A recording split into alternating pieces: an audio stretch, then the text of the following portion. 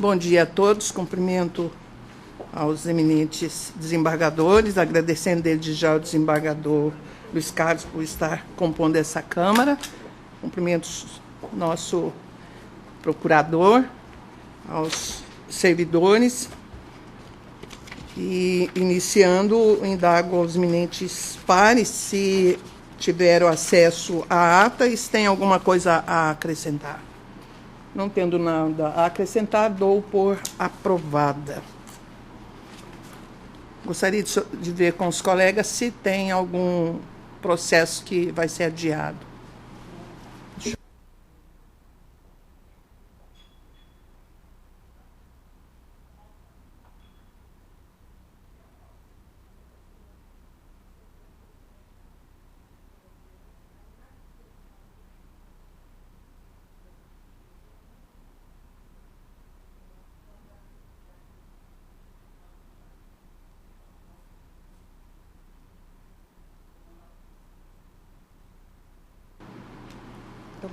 Eu vou adiar o número 3 e o número 30 da pauta.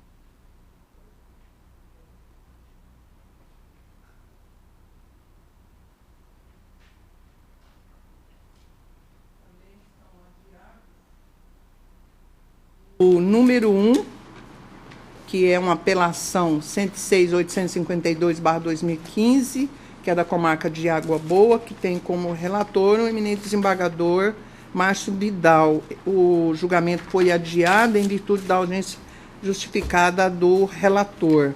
E também o número 2 da pauta, que é a apelação 72.527/2016. Apelante é o Instituto de Assistência à Saúde do Servidor do Estado de Mato Grosso, o MT Saúde, e apelante também Maria Catarina Sampaio. Também tendo como relator o eminente desembargador Márcio Vidal, que se encontra ausente justificadamente.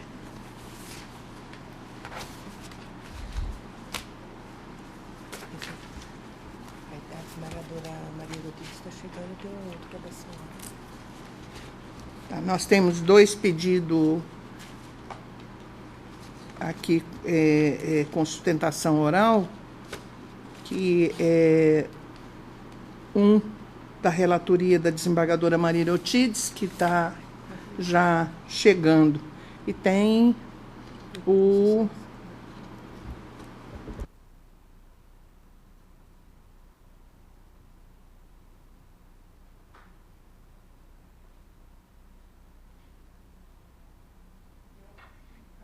da pauta, que é da minha relatoria, só pedido de preferência. Então, doutor Cristiano, a desembargadora já está chegando, tá? Então, nós vamos, adiantando, vamos proceder ao julgamento do número 14 da pauta, que é pedido de preferência do doutor Luiz Carlos.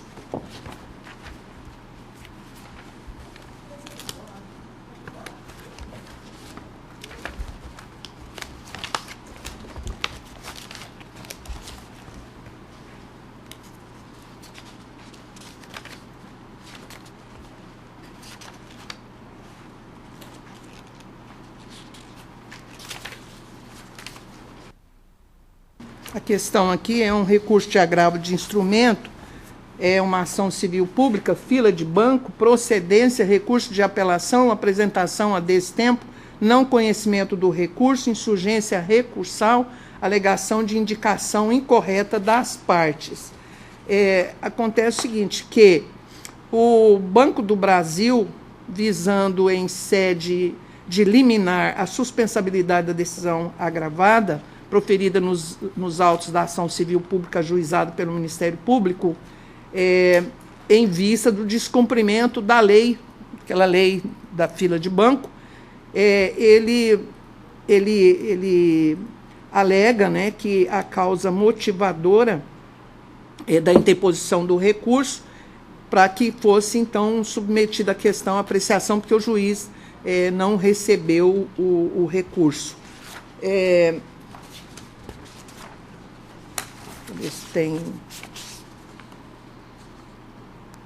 Não tem parecer ministerial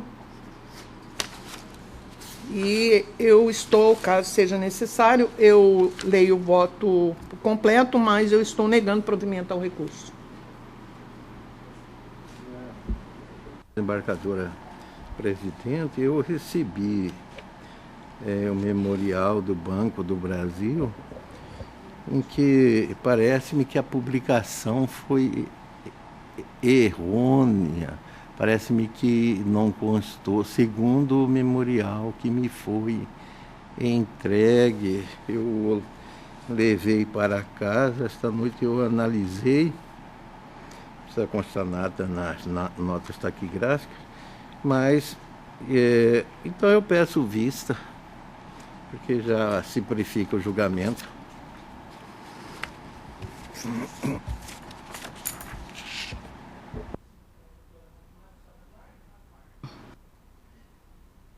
Então, julgamento adiado em face do pedido de vista do desembargador Luiz Carlos da Costa, após a relatora ter negado provimento ao recurso.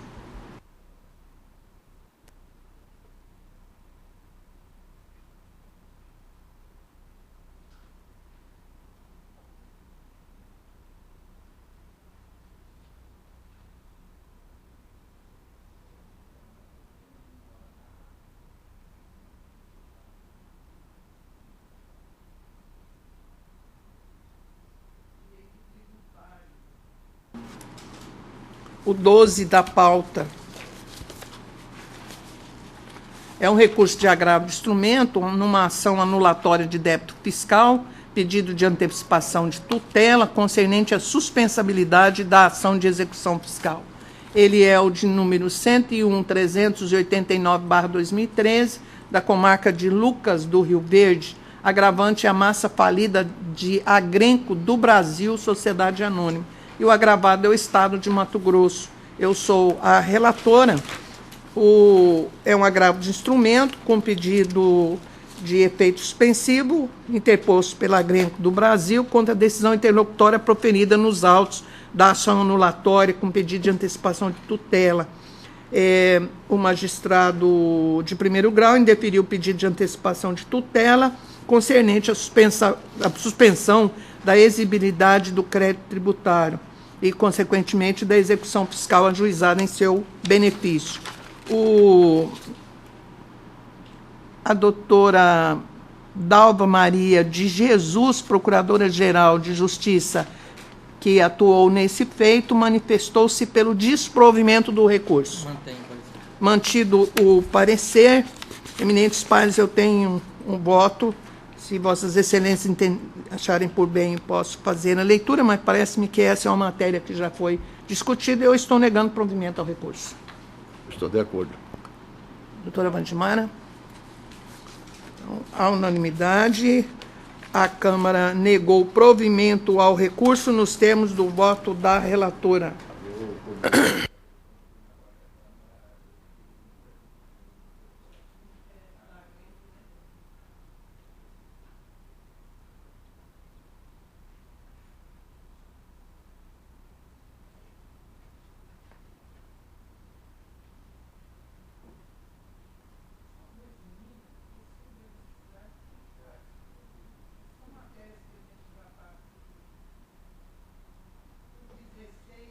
Pauta é um agravo de instrumento da comarca de Chapada dos Guimarães, agravante Fundação Educacional Presbiteriana de Buriti, e o agravado é o município de Chapada dos Guimarães. Eu sou a relatora. É uma execução fiscal, ingressou-se com uma exceção de pré-executibilidade, em razão de entender a ocorrência da prescrição, não tem parecer. Sem parecer. E eu estou, eminentes pares, dando parcial provimento ao recurso para declarar prescritos créditos vencidos até 31/5/2005. E os demais não. Hã?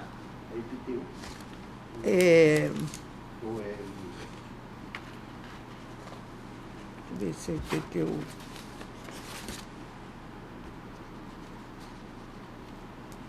É IPTU.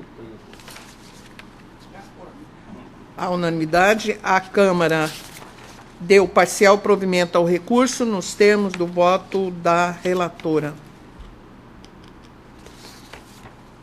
18 da pauta.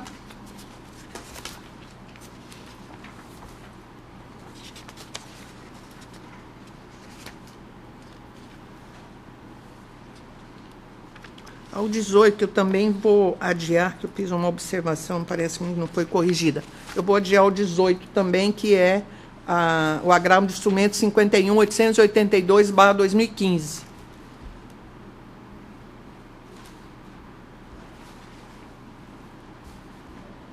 O 19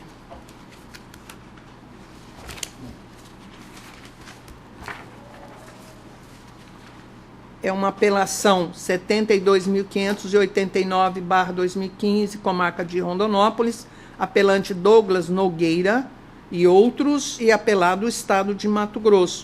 Isso é um recurso de apelação nos embargos à execução fiscal, é a cobrança de uma CDA, e a sentença julgou improcedente os embargos.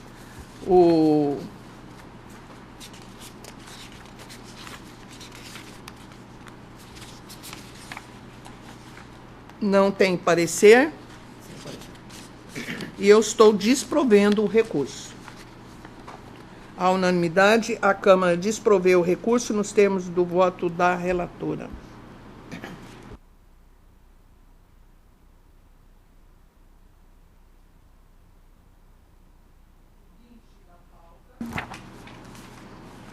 Que é a comarca de Paranatinga, apelação 73.142/2015, apelante ao município de Gaúcha do Norte, e o apelado é o Estado de Mato Grosso. Eu sou a relatora. São embargos à execução fiscal, uma CDA, rito de execução inadequado, desconhecimento do procedimento administrativo de imposição de multa executada, excesso de execução, embargos parcialmente procedentes.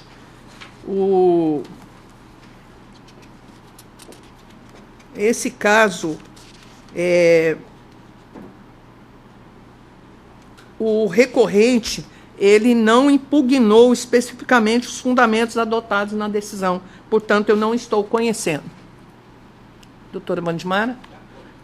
À unanimidade, a Câmara não conheceu do recurso nos termos do voto da relatora.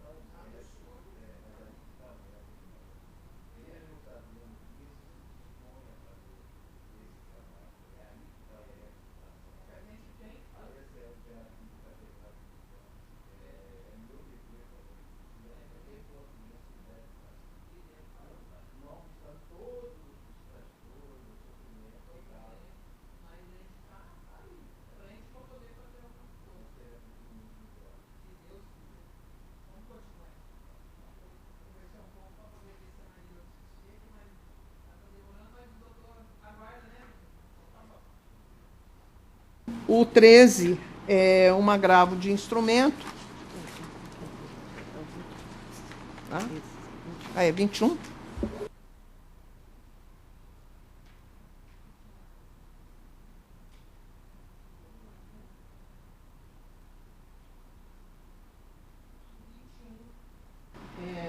Uma apelação 107.675 da comarca de Várzea Grande, apelante do município de Várzea Grande e apelante também Gonçalina Josefa de Oliveira.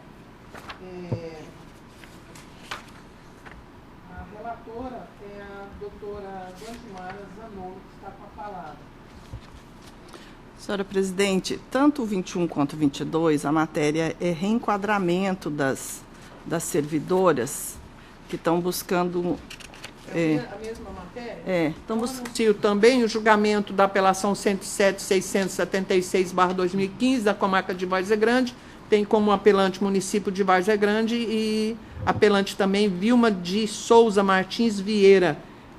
Uma ação de cobrança, servidora pública municipal, enquadramento nas classes de promoção, diferenças de vencimento, progressão funcional. Os pedidos foram julgados procedentes e a relatora é a doutora Bandimara, que julgará simultaneamente o 21 e 22. Em ambos os recursos, eu inseri o reexame necessário, porque não consta aqui na papeleta. Então, elas buscam o reenquadramento com base na lei de 2001, a 2.361. E o juiz a enquadrou na classe G, mas nós fizemos a tabela desde a data da posse e cheguei à conclusão de que ela tinha que estar era na classe F, porque em 2010 a lei foi revogada em função da promulgação de uma nova lei de reenquadramento. Então, eu estou negando provimento aos dois recursos do município e o recurso adesivo dela, que é só em questão de honorários, e no reexame eu estou retificando em parte só para colocá-la na classe correta. É inferior ao que ela está? Uma só, porque o juiz colocou na G, eu estou voltando para F, porque quando ela chegou na fase da G, já estava em vigor a nova lei, entendeu? Então, não pode ser objeto dessa ação. É uma classe só que eu estou voltando... Isso em reexame? Em reexame, os dois. Então, eu nego provimento aos dois recursos e retifico em parte a sentença. Desembargador Luiz Carlos?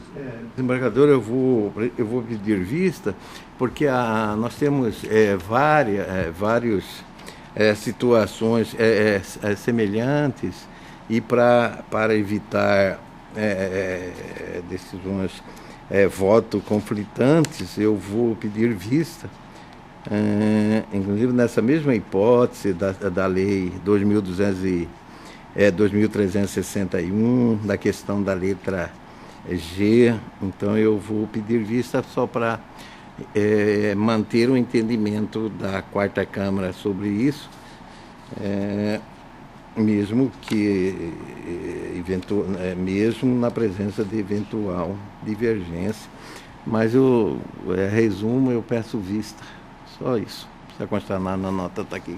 Só que eu vou aguardar a vista do desembargador Luiz Carlos, que até eu também pretendia, mas eu vou aguardar a vista do desembargador Luiz Carlos. Então, julgamentos adiados em face do pedido de vista do desembargador Luiz Carlos, sendo que a relatora negou provimento aos recursos e retificou a sentença em reexame, em parte, retificou em parte, sendo que a primeira vogal aguarda o pedido de vista.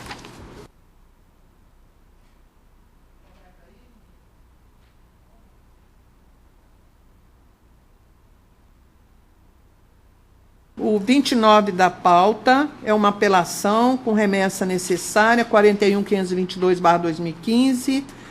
O interessado é o município de Rondonópolis e, como apelante, o apelado é Noemi Ferreira Matos e outros. É um reexame necessário de sentença com recurso de apelação, ação coletiva de cobrança de produtividade retroativa do período de agosto de 2007 a fevereiro de 2012.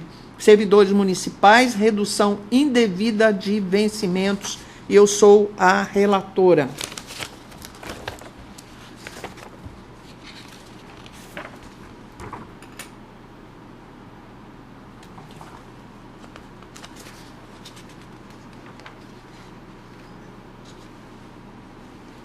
O magistrado da 2ª Vara da Fazenda Pública da Comarca de Rondonópolis, ele julgou procedente o pedido na ação de cobrança ajuizada por Noemi Ferreira Matos e outros, e condenou a municipalidade ao pagamento das diferenças de cota de produtividade no percentual de 1% da menor remuneração de nível superior do município, conforme tabela acima, valores apresentados pelos autores, observando-se ainda, para cada um dos autores, mês a mês, os relatórios de produção por eles apresentados, as folhas tais e tais, até o limite de 1.873 cotas por mês, descontando os valores já pagos conforme fichas financeiras de folhas tais e tais. Atualização dos valores no percentual, né, de 1%, aplicação da Lei 11.960. E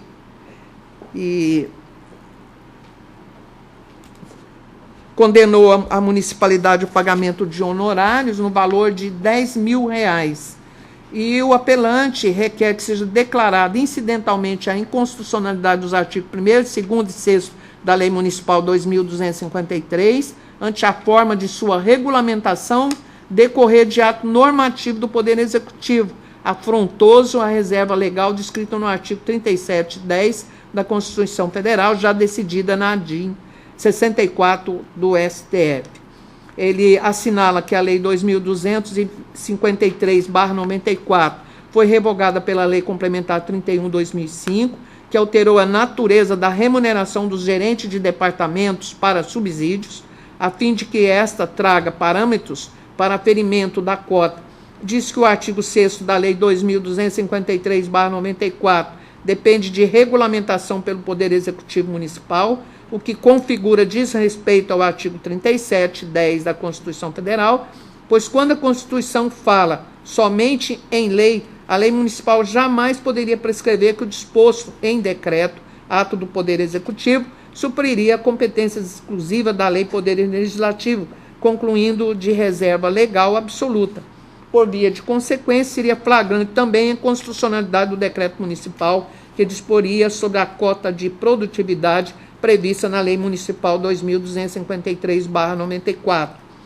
Carrega ainda no supositivo de inconstitucionalidade do artigo 6º da Lei 2.253/94, porque a lei municipal também não prevê qualquer valor ou forma de aferimento. Assim, vincular a remuneração dos servidores a um percentual sobre a remuneração do prefeito é frontalmente contrário à Constituição Federal. No mais, pondera que o adicional de produtividade afronta os princípios da eficiência, motivação, impessoalidade e moralidade administrativa. Por fim, evitando as vicissitudes financeiras que o apelante vem enfrentando, requer a redução dos honorários para R$1.000. Requer o processamento do recurso nos termos do artigo 400, e etc., que seja declarado incidentalmente a inconstitucionalidade. Os apelados apresentaram as contrarrazões.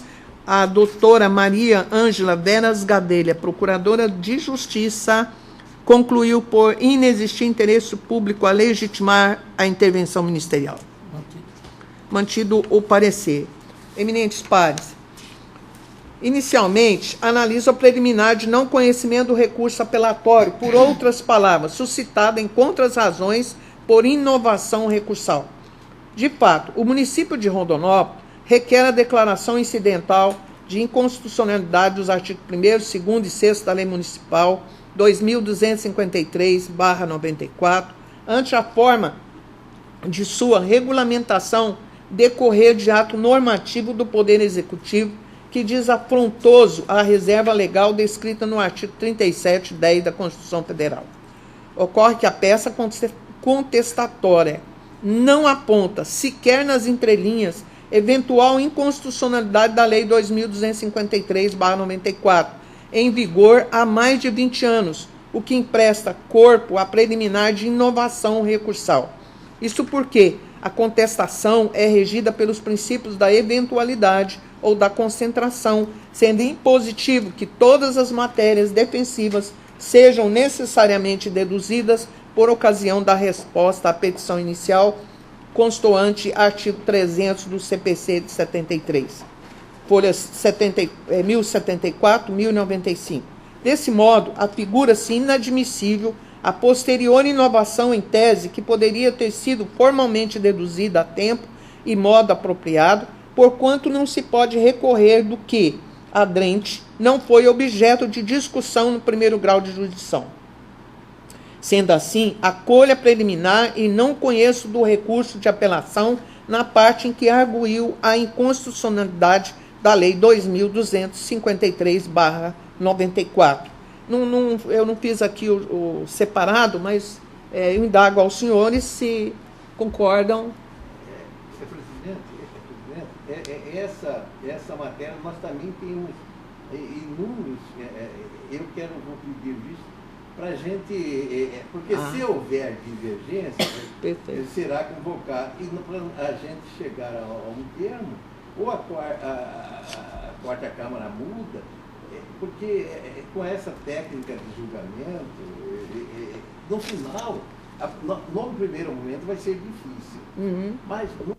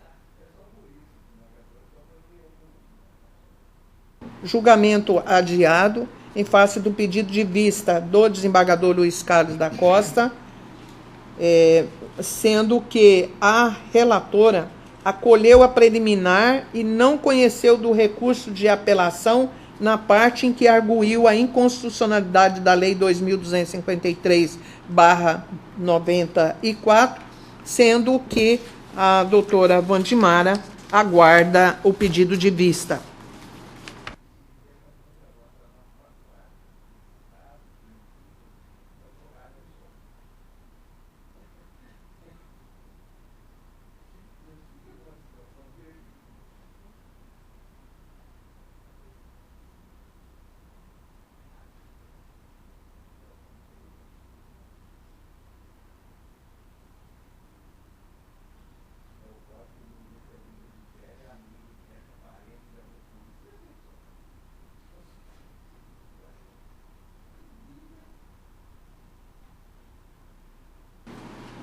O 15 da pauta, agravo de instrumento 160.817/2014, comarca da capital, agravante Sociedade Médica Maria Auxiliadora e outros, e agravado Débora Emanuele Caetano Riquelme Castillo Fernandes.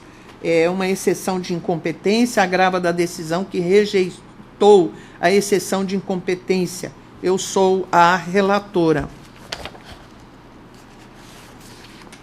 Eminentes pares, é um agravo de instrumento em que se busca o provimento na alegação de exceção, contra a decisão que rejeitou a exceção de incompetência do juízo, em razão do lugar formulado pelo agravante.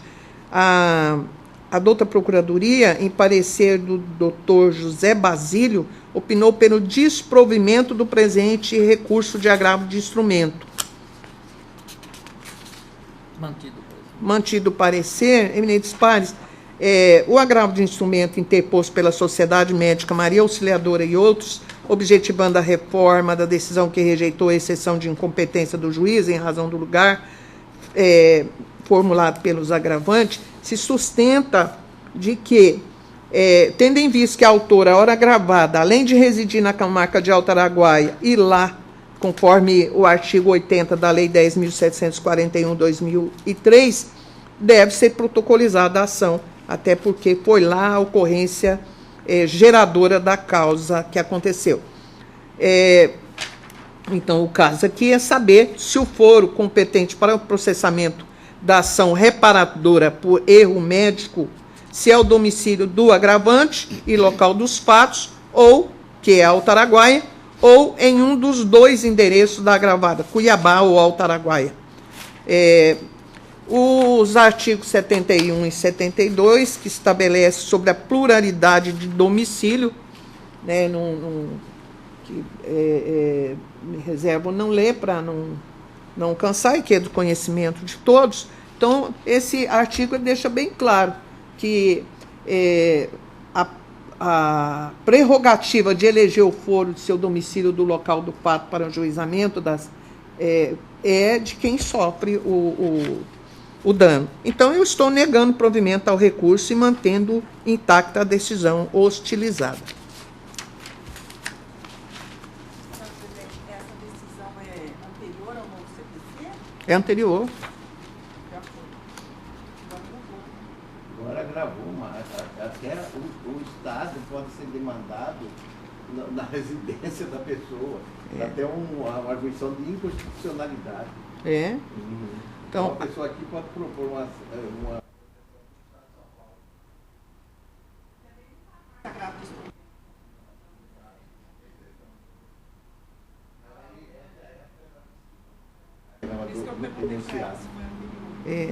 à unanimidade, a Câmara desproveu o recurso nos termos do voto da relatora.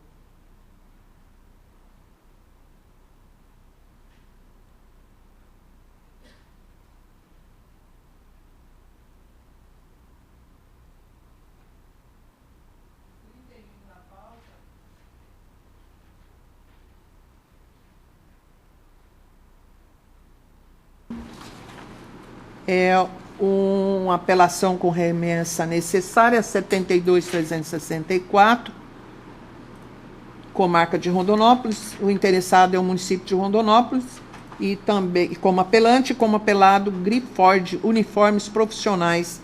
É uma ação de cobrança, contrato administrativo, prestação de serviço de desinfecção hospitalar, tomada de preço 21/2004, realização de serviço além do limite contratado, negativa de pagamento indevida, pedido procedente. Eu sou a relatora. Aqui é uma ação de cobrança em que essa Griford Uniformes interpôs contra o juiz, contra o município de Rondonópolis, e o juízo da primeira vara da Fazenda Pública julgou procedente o pedido e condenou o ora apelante ao pagamento de R$ 250.893,99, correspondente a 58.505 quilos de roupa lavada em excesso ao estabelecido no contrato. É incontrovérsia que as partes celebraram o contrato de prestação de serviço após a apelada ter saído vencedora no processo de tomada de preço, e também extrapolou a quantidade de serviço prestado através dos documentos, devidamente comprovado através de documentos de folhas 232 a 278. As roupas foram efetivamente lavadas, portanto, eu estou negando provimento ao recurso. À unanimidade, a Câmara negou provimento ao recurso nos termos do voto da relatora. Aqui, no caso, o doutor Mauro Delfino César, ele manifestou pela falta de interesse.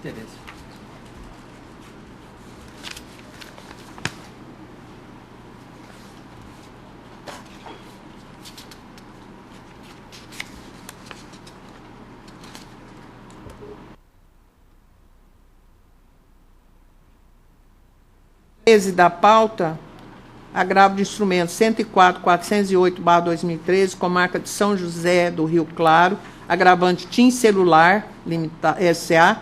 e agravado Ministério Público.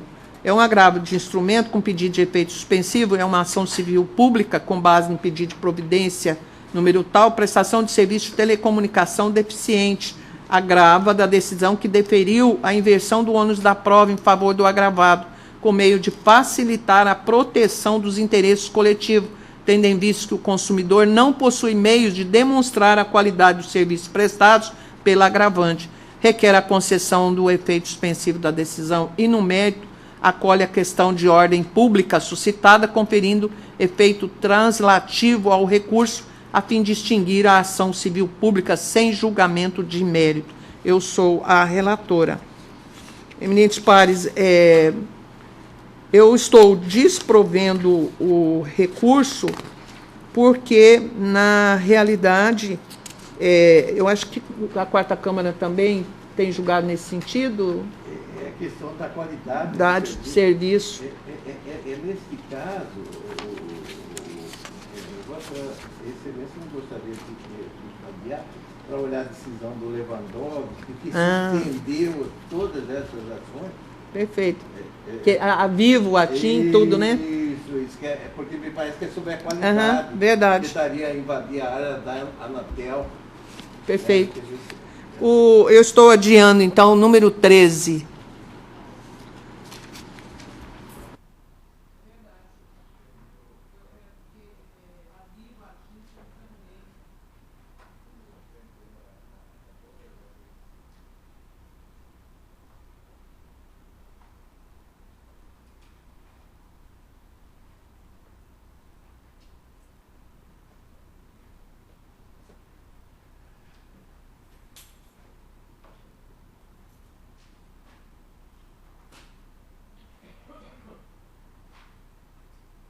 O 17 da pauta geral é um agravo de instrumento 31.263/2015, agravante Maurélio de Lima Batista Ribeiro e agravado Ministério Público.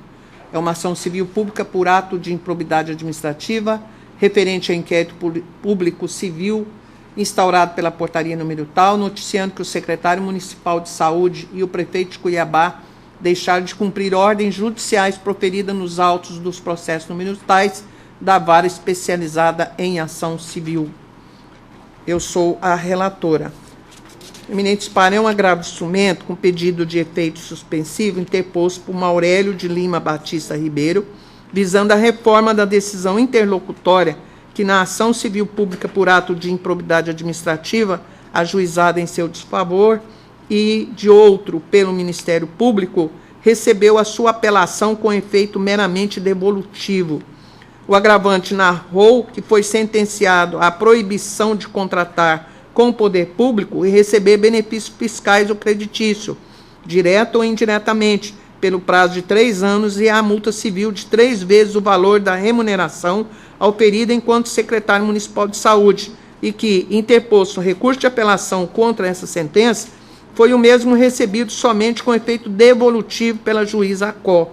Narrou que essa decisão causa-lhe prejuízo de ordem moral, psíquica e econômica, pois exerce o cargo eletivo de vereador e precisa manter uma reputação ilibada e ética para continuar prestando serviço público nesta condição.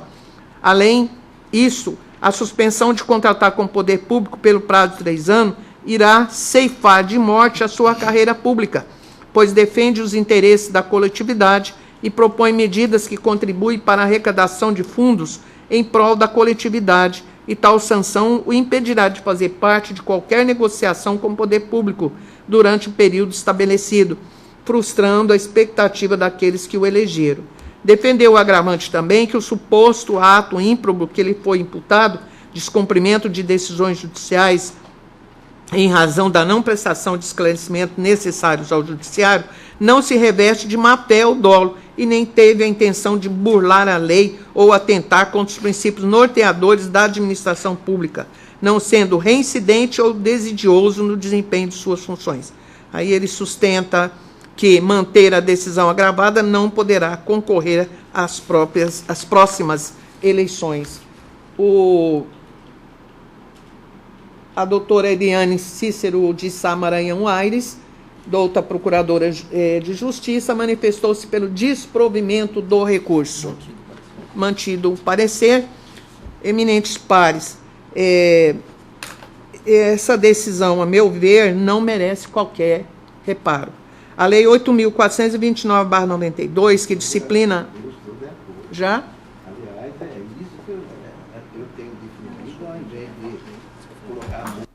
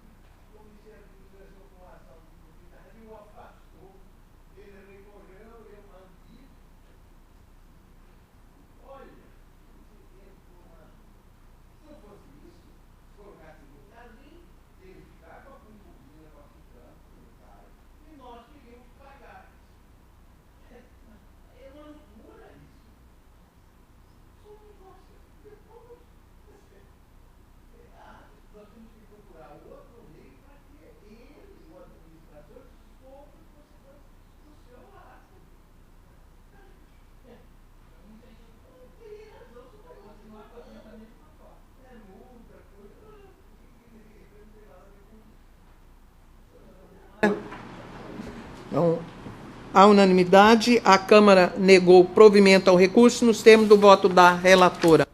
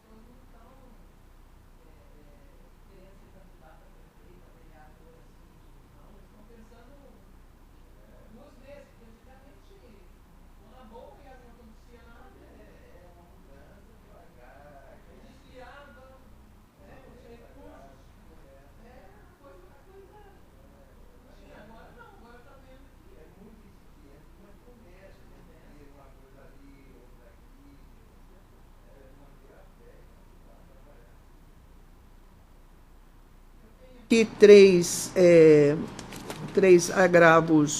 embargos de declaração, que é embargante. Mas aqui tem um detalhe.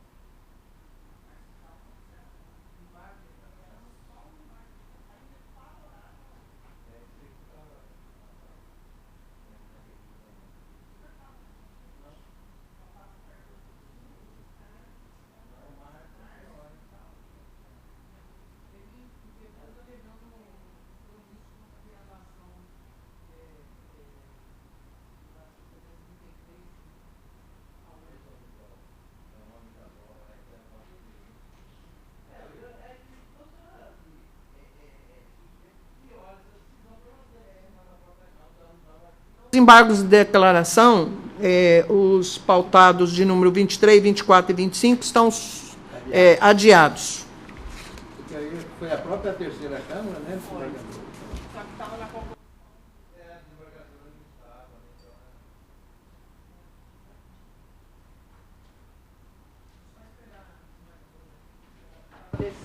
Mas nesse eu não faço parte. Não posso julgar os meus agravos regimental? Em embargos? Nesse da desembargadora Maria Aristides eu não faço parte. O 26 da pauta, que é o 26 da pauta, o 27 e o 28 da relatoria da doutora Wandimara, que são embargo de declaração. O 26 é embargo de declaração, protocolo 14.901, embargante ao Estado de Mato Grosso, embargado Vilmara Paulino da Silva. O 27 é o protocolo 12.141/2016, embargante do Estado de Mato Grosso, embargado Geni Mota Pocovic e outras. E o 28 o protocolo 14.749/2016, embargante do Estado de Mato Grosso, embargado Vilma Célia Oliveira Brito.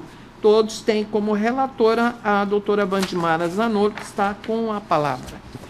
Os três tratam de URV e o Estado alega omissão com relação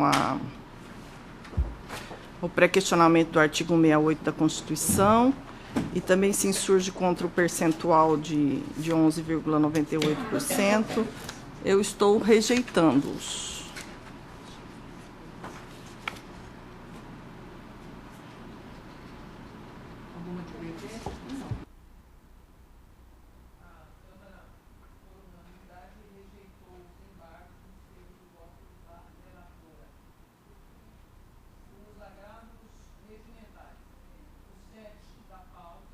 Agravo regimental, protocolo 26.462/2016, agravante do Estado de Mato Grosso e agravado Cleusa Alves Ferreira. O 8, protocolo 31.347/2016, agravo regimental, que tem como agravante o Estado de Mato Grosso e agravado Isanilde Benedita Pereira. O 9, protocolo 22.793/2016, agravante Alcino José da Silva Filho e outros, e o agravado Estado de Mato Grosso. O 10, agravo regimental 23.258/2016, agravante Estado de Mato Grosso e agravado Alcino José da Silva Filho e outros. 11, protocolo 38.102/2016, agravante município de Cuiabá e agravado Agnel Ormonde Ferreira e outros, e o 32, que é um agravo interno, o 181.924/2015, agravante Defensoria Pública do Estado de Mato Grosso e agravado município de Araputanga e Estado de Mato Grosso, todos da relatoria da doutora Wandimara Zanotto. Senhora presidente, o 7, o 8, o 10 e o 11 são aquela matéria da URV que eu estou dando parcial provimento para fixar a necessidade da liquidação de sentença para apurar o índice. É o 7, o 8, o 10 e o 11. Parcial provimento. O 10 e o 11. Então, nesses... 7, 8, 10 e 11. Parcial provimento. Parcial provimento. Mas só o índice, desembargadora, Vossa Excelência, e também não coloca se é devido, porque nós temos já julgado em caso em que foi julgado improcedente, porque realmente não era devido. Juntou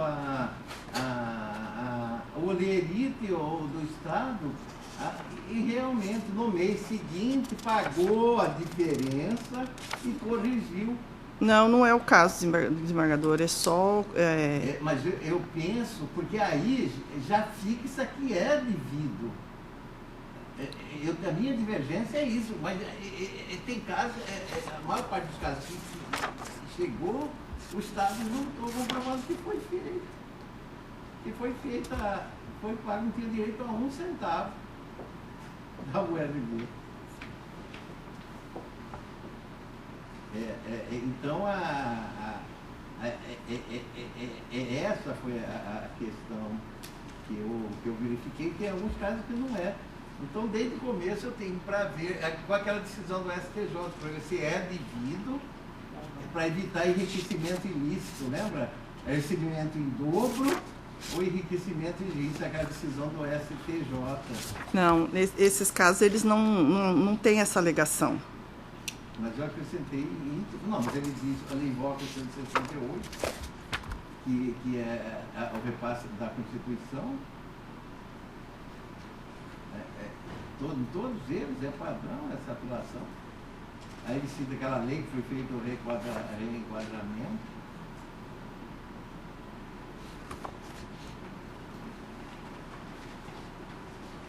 Será que é adiado? Eu penso que nós não podemos afirmar que há só o índice. Bom, então nós temos que mudar tudo que nós estamos fazendo na terceira Câmara. Tudo. Porque a gente não entra nessa discussão. Não entramos.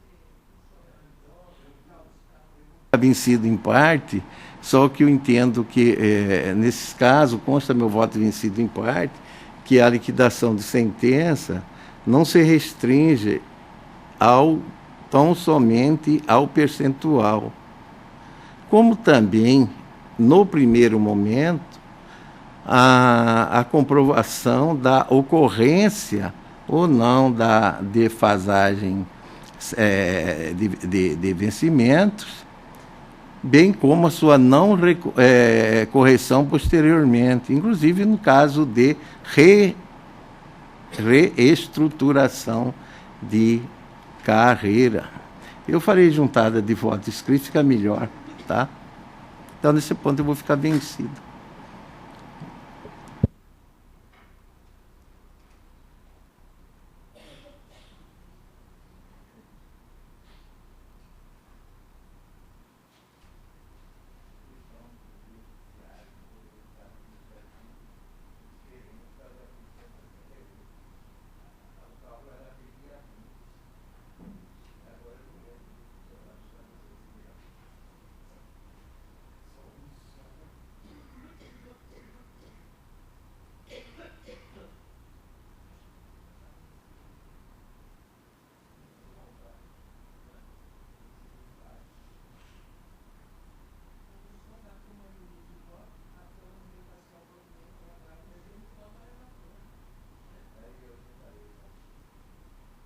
Por maioria de votos, a Câmara deu parcial provimento ao agravo nos termos do voto da relatora. Esses são os de número 7, 8, 10 e 11. Senhora o resultado é o presidente, mesmo. O 9 e o 32 eu estou negando provimento. A matéria é honorários da Defensoria. O 9, agravo regimental 22.793/2016, agravante Alcino José da Silva Filho e agravado Estado de Mato Grosso. E o 32 é agravo número 181.924/2015, da comarca de Araputanga, agravante Defensoria Pública do Estado de Mato Grosso e agravado município de Araputanga e agravado Estado de Mato Grosso. Em ambos, por unanimidade, a Câmara negou o provimento aos agravos nos termos do voto da relatora.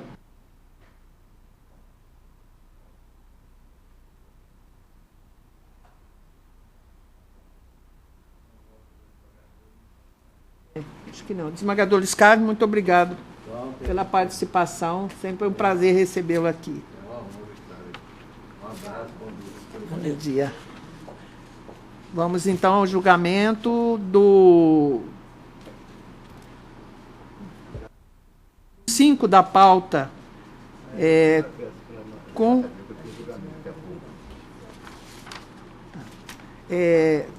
com sustentação oral, a pedido do doutor Cristiano César da Silva. Um agravo regimental, protocolo 67.393/2016, tendo como agravante Ervalha Cosmético Natural Limitada e agravado o Estado de Mato Grosso, tendo como relatora a eminente desembargadora Maria Erotides Knaip Baranjac, eu como primeira vogal e a doutora Wandimara como segundo. Com a palavra, a desembargadora Maria Erotides. Egrégia Câmara, o agravo afronta a decisão monocrática que improveu o recurso de apelação e manteve a decisão do juízo da 4ª Vara de Fazenda Pública, que improveu a ação anulatória de débito fiscal e fixou honorários em R$2.000. A insurgência da empresa Ervalha Cosmética Natural Limitada é contra essa decisão que improveu o apelo, dizendo que a alíquota, o caso é daquele imposto que foi fixado para o Fundo de Erradicação da Pobreza, com acréscimo na alíquota do ICMS. Eu fiz de maneira monocrática porque a terceira Câmara e a quarta têm julgamentos sobre a matéria, e eu, inclusive, transcrevi os precedentes.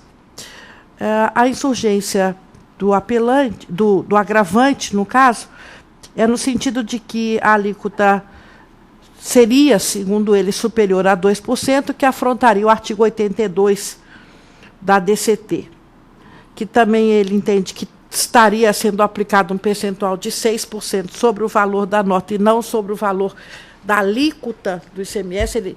Ele quer que a alíquota incida sobre o valor do imposto e não sobre o valor da nota. E ele diz também que nos demais estados têm sido aplicados decretos determinando casos similares. Eu estou trazendo o julgamento a plenário, mantendo a decisão, e eu posso fazer a explicação depois de ouvir a fala do doutor. A Câmara está mantendo a sustentação oral em agravo?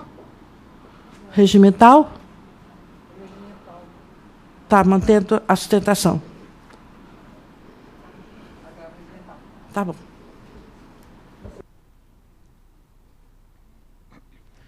Excelentíssima senhora presidente, senhora relatora,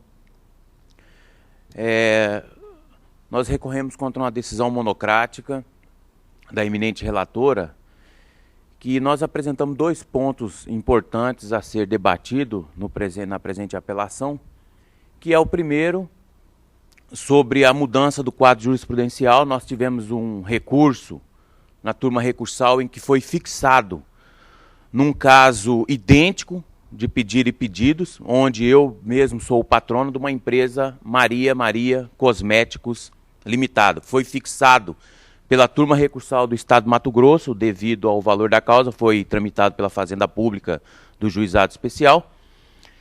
E tivemos uma sentença procedente, tivemos um parecer do Ministério Público favorável e a sentença hoje transitada em julgado, fixando que a mesma recolhesse sobre o ICMS devido, conforme rege o artigo 82, parágrafo 1º da ADCT, no percentual máximo de 2%.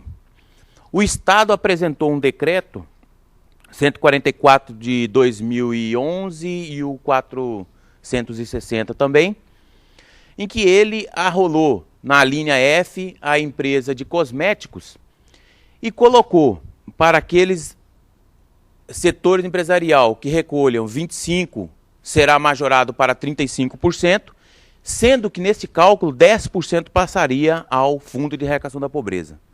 Porém, ministríssima desembargadora, o percentual máximo da carga tributária do cosméticos, ainda mais se tratando da empresa pelo Simples Nacional, a carga máxima hoje é de 14%, então ela não chegaria à carga máxima de 25%, sequer 35%.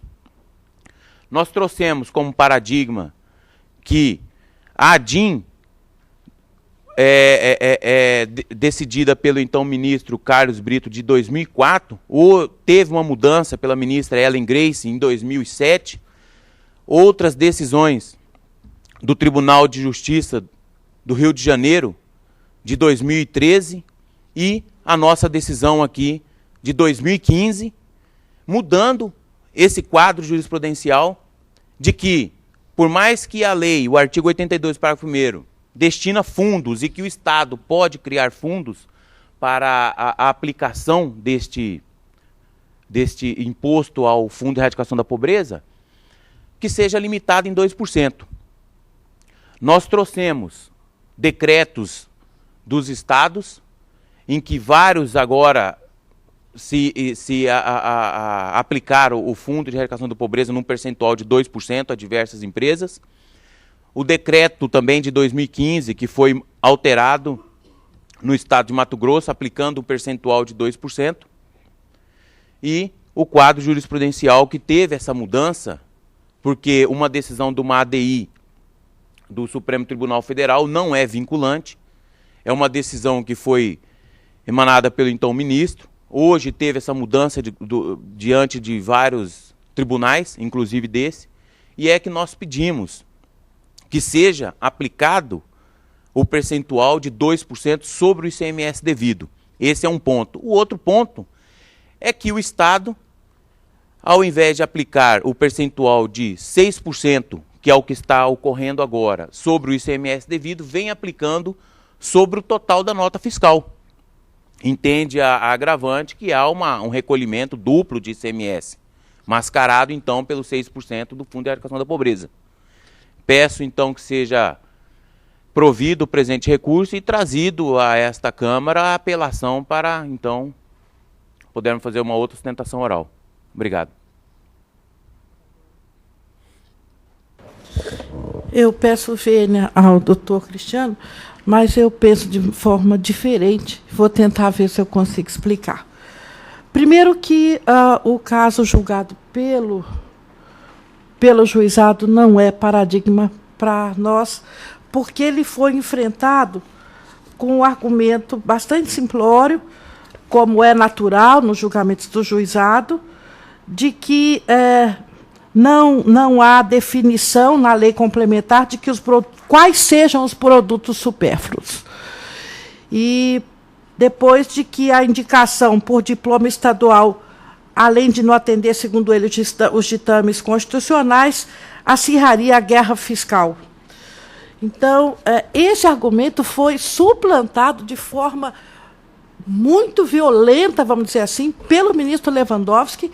Aqui está o argumento, foi feito no recurso extraordinário 571.968, foi julgado em maio de 2012, onde o ministro diz com todas as letras, abro aspas, o artigo 4º da emenda constitucional número 42 de 2003 validou os adicionais instituídos pelos estados e pelo Distrito Federal para financiar os fundos de combate à pobreza. E cito os precedentes. E esses precedentes eu trouxe, todos, são inúmeros. Eu fiz questão de consignar no foto. E fiz o levantamento de como todos os estados estão tratando a matéria. Alguns fixam. O problema é que houve uma fixação da alíquota que era de 30% em 35%. E o Estado de Mato Grosso diz o que exceder a 25% será direcionado ao Fundo de Erradicação de Pobreza. Então, não é verdadeiro que a alíquota é de 6%, doutor, me perdoe, Vossa Excelência. E eu quero dizer que nós aqui já julgamos o agravo dessa ação. Doutor Paulo Márcio, aliás, quem suspendeu foi o doutor Márcio Guedes, que suspendeu a cobrança desse adicional.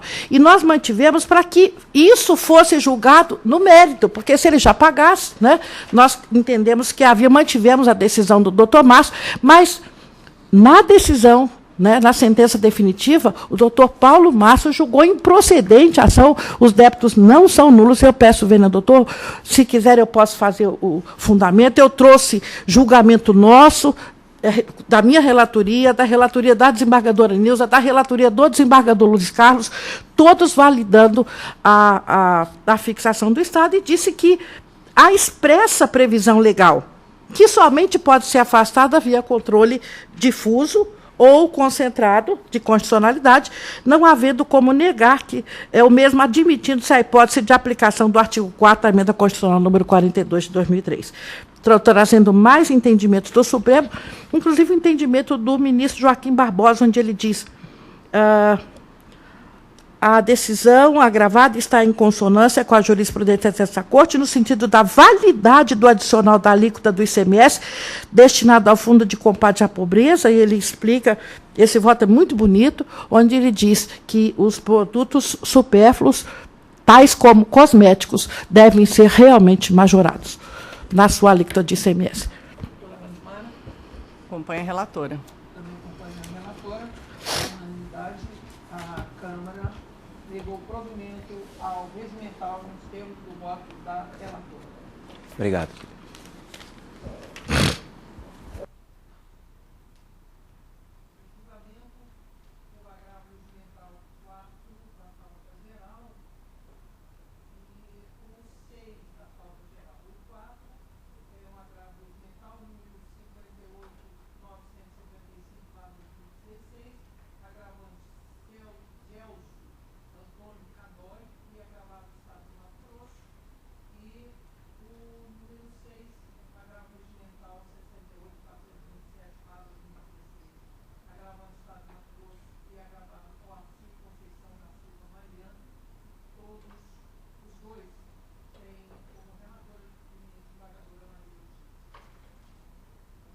Obrigada, senhora presidente. Esse primeiro agravo é contra decisão monocrática que também julgou improcedente um recurso de apelação que pretendia a nulidade de um ato administrativo, na verdade, um auto de infração de degradação ambiental. Ele alega que o auto de infração é nulo porque a imposição de uma sanção ela só pode decorrer de prévia disposição legal e não de decreto federal.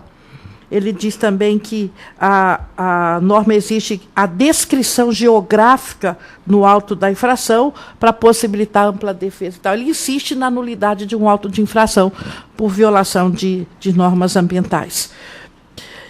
Eu estou mantendo a decisão monocrática e dizendo o seguinte: o que ele alega que é o decreto, que é a sanção prevista em decreto, é um equívoco, porque, na verdade, o decreto apenas foi uma norma reguladora do artigo 70 da lei, né, de crimes ambientais. A Lei 9.605, de 98, ela descreveu genericamente e determinou que as condutas fossem especificadas em decreto, né, e sancionadas e tal.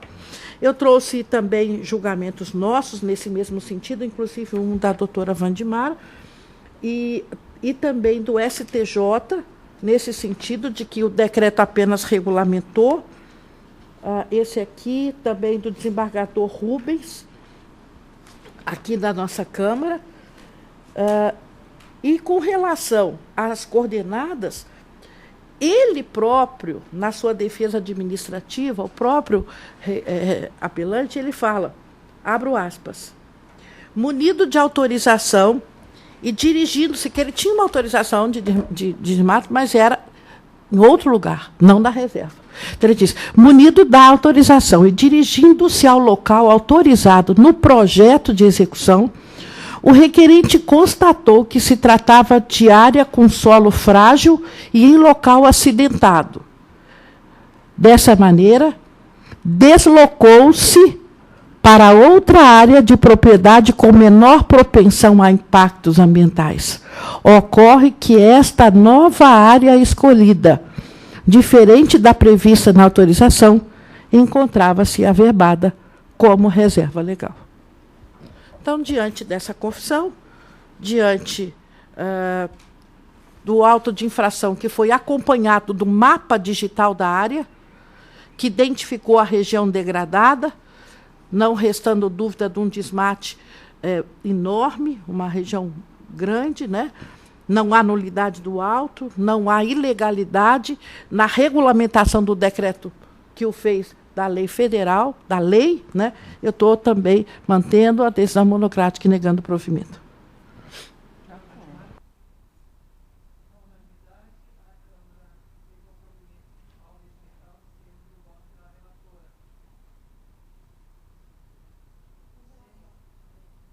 Em relação ao terceiro, o caso é também de uma decisão monocrática, onde eu neguei provimento ao recurso do Estado e dei parcial provimento ao apelo do oficial de justiça. O caso é de gratificação de produtividade de oficial de justiça, e o Estado se insurge com referência aos juros, que eu entendi que deveriam incidir a partir da citação, e da correção monetária, que deveria ser a partir do vencimento de cada parcela, né, até março de 2015 pela TR e a partir de março de 2015 pelo IPCAE. E ele está se insurgindo disso, e eu estou trazendo também decisões nossas, daqui mantendo. A decisão eu trouxe da desembargadora Maria Aparecida, minha, deixa eu ver se eu trouxe da doutora Wandimara, outra da Maria Aparecida, da doutora Wandimara também, no mesmo sentido. À unanimidade, a Câmara negou o provimento ao regimental nos termos do voto da relatora.